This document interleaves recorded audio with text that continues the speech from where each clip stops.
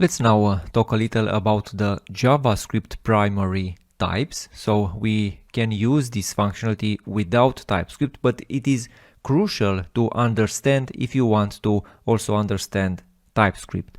So currently here I have, before starting recording this, I've created a new file and I've called it primarytypes.ts and I put it into a src folder.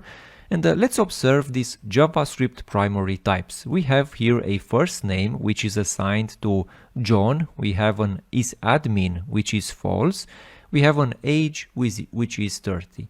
So you might know that, or it is obvious that this John is of type string, this admin is of type boolean, and this age is of type number.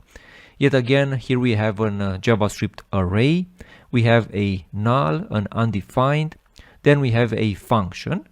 Later we have a big integer number. We have a symbol, and let's see what we get when we will use the type of operator on them. So this type of operator is not something from TypeScript, it is embedded into JavaScript. Again, it is important to understand the types in JavaScript before moving to TypeScript. Let's execute this file.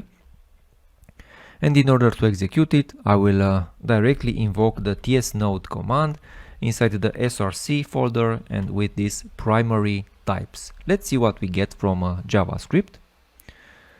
Alright, we can see that this John is of type string, this false is boolean, just like we say.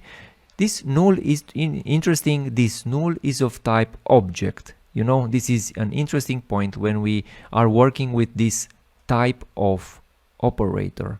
You know, this function definition is of type function. We have then begin and symbol.